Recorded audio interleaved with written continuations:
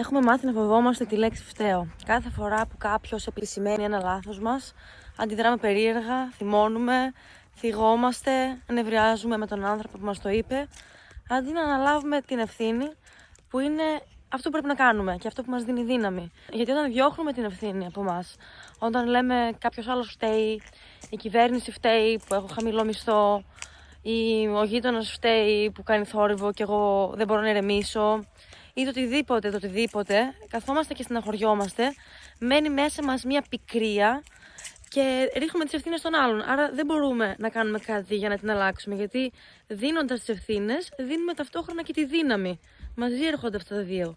Όποιος έχει τη δύναμη, έχει και την ευθύνη. Άρα το καλύτερο που έχουμε να κάνουμε, ακόμα και αν πιστεύουμε ότι δεν φταίμε, είναι να αναλαμβάνουμε την ευθύνη, να λέμε εγώ φταίω για όλα. Για όλα, γιατί εγώ έχω τη δύναμη να τα αλλάξω.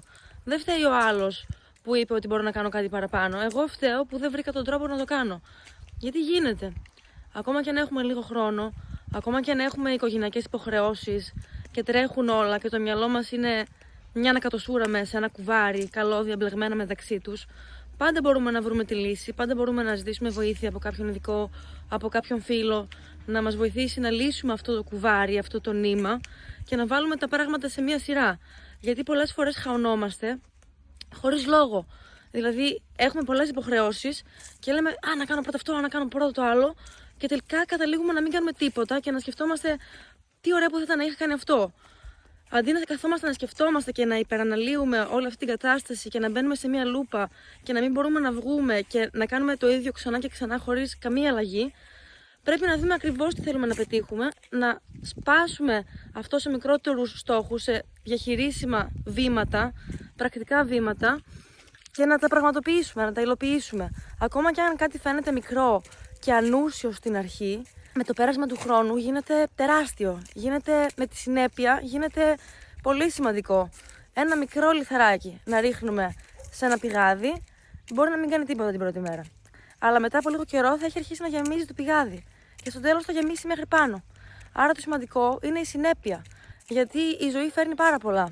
Αλλά όταν κάποιος μου λέει ότι δεν έχει χρόνο, αλλά ταυτόχρονα κάθεται στο Facebook και γράφει σχόλια σε ένα post, χωρίς να έχει χρόνο βέβαια να αλλάξει τη ζωή του, εγώ δεν το θεωρώ συνεπές αυτό το πράγμα. Δηλαδή, πώς γίνεται να μην έχεις χρόνο, αλλά να κάθεσαι να παρακολουθείς αυτό το βίντεο, αντί να κάνεις κάτι που όντως μπορεί να βελτιώσει τη ζωή σου και μου λες χαλαρώνεις. Μπαίνω μετά τη δουλειά για να χαλαρώσω. Άμα μπαίνεις μετά τη δουλειά για να χαλαρώσεις μία φορά, 2 φορές, 3 φορές, αυτό είναι χάσιμο χρόνου. Πρέπει να βρούμε έναν πιο δημιουργικό τρόπο να χαλαρώνουμε. Υπάρχουν πολύ καλύτεροι τρόποι από το να βρισκόμαστε στο διαδίκτυο. Και θα μου πεις, εσένα δεν σε συμφέρει, γιατί εμείς είμαστε εδώ και σχολιάζουμε και γι' αυτό ανεβαίνει το κανάλι σου. Μακάρι να φύγουν όλοι από το κανάλι, να πάνε να κάνουν κάτι δημιουργικό, να φτιάξουμε ένα καλύτερο κόσμο και να αφήσουμε το Facebook και το Instagram και τα social media γενικότερα.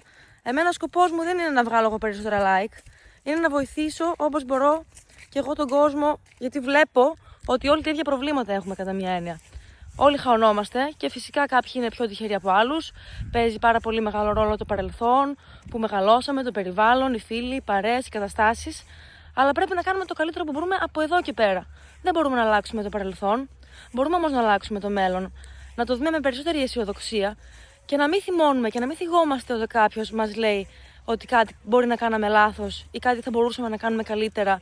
Αμέσως να κατηγορήσουμε τον άλλον ότι έχει άδικο και ότι δεν μπορεί να καταλάβει την κατάσταση στην οποία βρισκόμαστε.